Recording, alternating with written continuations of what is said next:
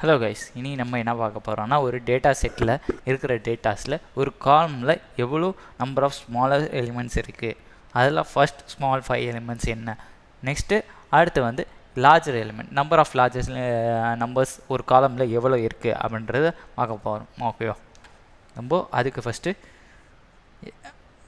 டேட்டான்ற இதில் நான் ஏற்கனவே ரன் பண்ணி வச்சுருக்கேன்.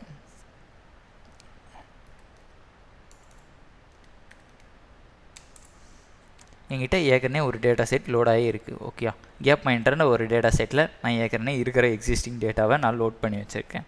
ஓகே, இப்போ பார்த்தீங்கன்னா இந்த டேட்டா செட்டில் எது ரொம்ப ஸ்மாலஸ்ட்டாக இருக்குது அப்படின்றது தான் பார்க்க போகிறேன். இதில் என்ன பார்க்க போகிறேன்னு பார்த்தீங்கன்னா ஸ்பெசிஃபிக்காக CO2 இந்த காலமில் எது ஸ்மாலஸ்ட் ஸ்மாலஸ்ட் அப்படின்றத பார்க்க போகிறேன்.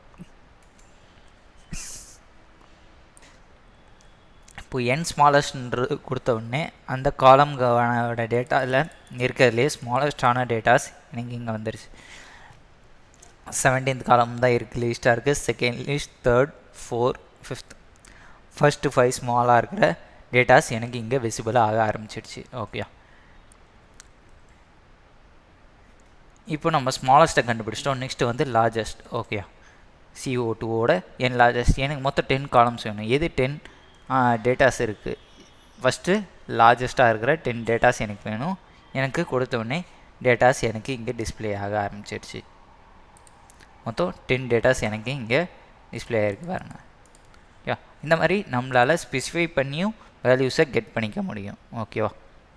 ஓகே கைஸ், இந்த வீடியோ உங்களுக்கு பிடிச்சிருந்தா லைக் பண்ணுங்கள், சப்ஸ்கிரைப் பண்ணுங்கள். தேங்க்யூ.